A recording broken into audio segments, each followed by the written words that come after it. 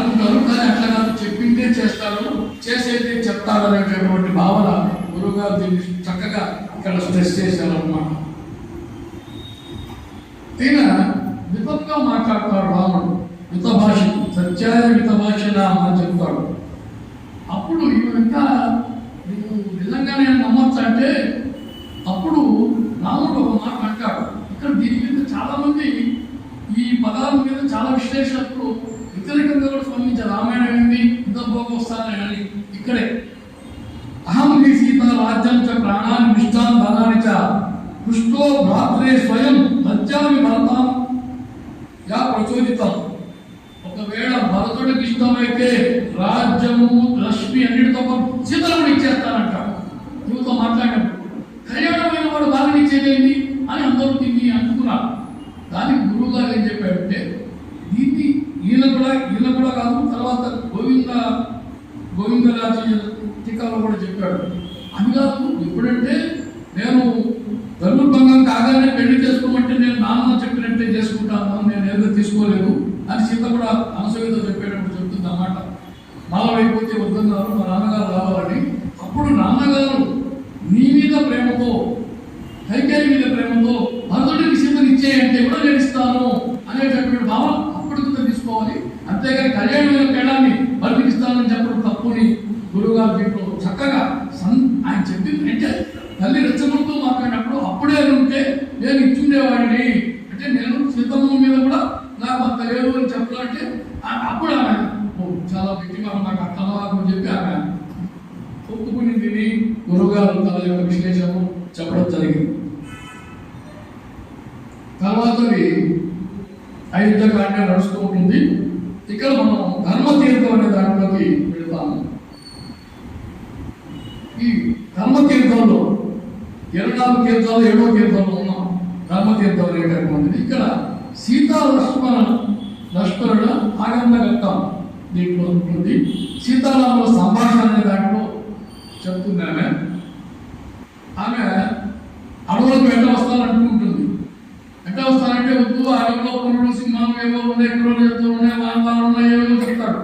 ఎంత చెప్పినా ఆమె వెళ్ళదు. చివరికి ఇంకా నీ వెనకనే వస్తుంటే తిరిగి వాళ్ళలాగా మాట్లాడుతున్నారేంటి, కింత్వా అన్యదే మన్యంత వైదేహ పితామే విలదిత రామ జామాతరం ప్రాప్య స్త్రీ పురుష విగ్రహం. మా నాన్న అనుకుంటాడు అయ్యా నేను చూసి, పురుష రూపంలో స్త్రీ అనుకుంటాడు నిన్ను చూసి, రామ జామాతరం మా అల్లుడైనటువంటి రాముడు స్త్రీ పురుష విగ్రహం పురుష రూపంలో ఉన్న స్త్రీ అని చెప్పి అనుకుంటాడయ్యా కొంచెం ఎక్కబొచ్చింది, అంటే కొద్దిగా విసరించింది. దానికి కొందరు విశ్లేషకులు పురుష రూపంలో ఉన్న స్త్రీ అంటే నువ్వు పొద్దుంటే నేను అనుకున్న భావన గురువుగారు ఇక్కడ మరొక లెక్క చెప్పడం జరిగింది.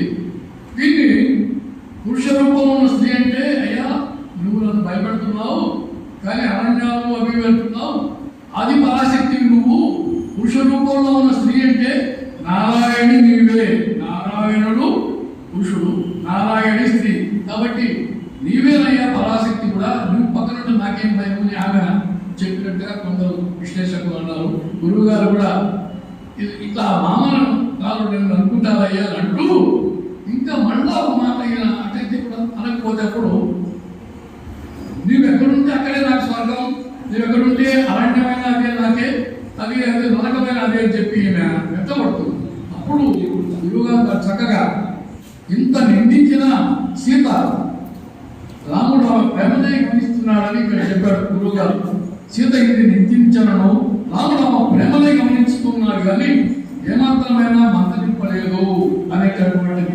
అంటే ఇంత నిందను కూడా ఓర్చుకునేటటువంటి ఓర్పు రాముడికి ఉంది.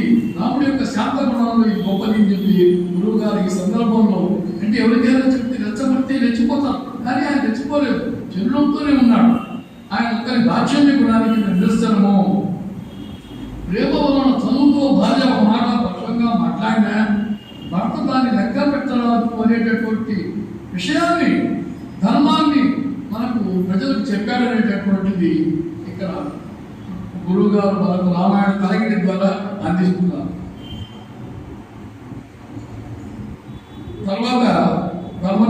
తర్వాత అయోధ్యకాండలోని మరొకటి లక్ష్మణుడు సుమిత్రతో వాళ్ళ యొక్క తల్లి దగ్గరికి పోయి అన్నతోటి వెళ్తాడు, అన్నను ఒప్పిస్తాడు, వెళ్తాడు.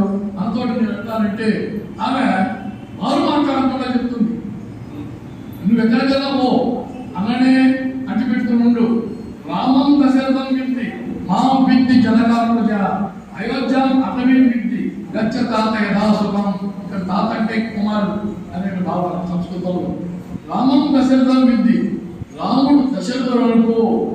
మాం వింది జనకారుజ జనక జానకిని లక్ష్మీదేవి మా నన్నకు తల్లి అనుకో. అయోధ్య అటవీ వింది, అయోధ్య అటవీ అయోధ్య అనుకో. కాబట్టి నువ్వు సుఖంగా ఉంటుంది. ఇదొక అర్థం. రెండో అర్థం ఏంటంటే రామం దశరథం వింది, దశరథుడు పక్షిని రథంగా కలిగిన వాడు విష్ణువు, రాముడు విష్ణువు అనుకో. అలాగే మాం వింది జనకాత్మజ లక్ష్మీదేవి జానకిదేవి అనుకో. అయోధ్య అంటే యువతులకు జయించలేదు అయోధ్య. కాబట్టి అటవే స్వర్గం అనుకో, వైకుంఠం అనుకో. కాబట్టి నువ్వు ఉండని చెప్పి ఈ శ్లేషార్థాలను చెప్పి చక్కగా ఇది ఈ విధంగా సుమిత్ర గారు ఒక తల్లి బిడ్డకి చెప్పినటువంటి మూర్తిమత్వమైనటువంటి చాలా గొప్ప. సుమిత్రని ఎవరైనా తరుణంతా కూడా సుమిత్రని ఆదర్శంగా తీసుకోవచ్చని ఈ వ్యక్తిత్వ వికాసంలో కూడా మనం చెప్పుకోవచ్చు ఆ విధంగా.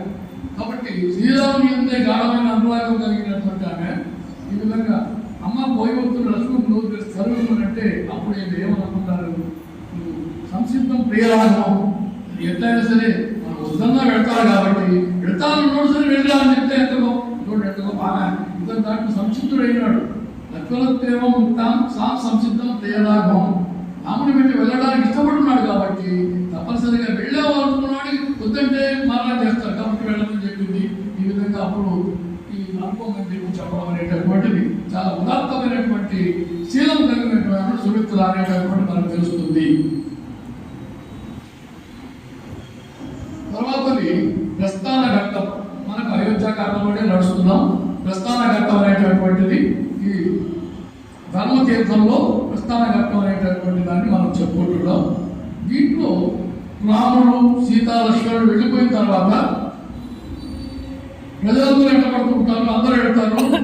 ఇంట్లో దీని గురువుగా చెప్పినటువంటిది ఇంట్లో వాళ్ళకి స్త్రీల గురించి మగవాళ్ళు పట్టించుకోలేదు కదా, మగవాళ్ళ గురించి స్త్రీలు పట్టించుకోలేదు కదా, దూడల గురించి ఆవులు పట్టించుకోలేదు కదా, ఆవుల గురించి దూడలు పడ్డ అందరూ అంటే అందరూ కూడా మొత్తాన్ని రాముడు వెంటనే రామనామస్మరణతో ఉండిపోయినారు, వెళ్ళిపోయినారు.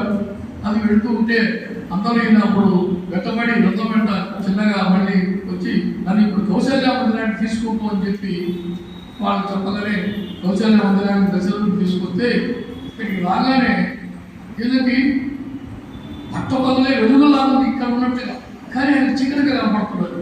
ఎందుకనంటే అద్భుతంగా చెప్పారన్నమాట అక్కడ వాల్మీకి వారు. దాన్ని ఈ గురువు గారు కూడా దాన్ని బాగా చెప్పడం జరిగింది. చంద్రుడు లేనటువంటి ఆకాశంతో పోల్చాడు ఆ కౌశల్య మందిరాన్ని దశరథుడు. అలా అనిపించింది అంటున్నాడు అన్నమాట.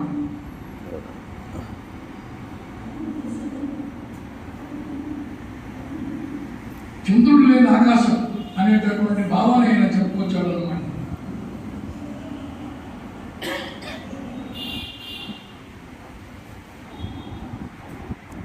అనేటటువంటి దాన్ని ముందుగా చక్కగా వర్ణిస్తూ అంటే కొడుకు, చిన్న కొడుకు, కోడలు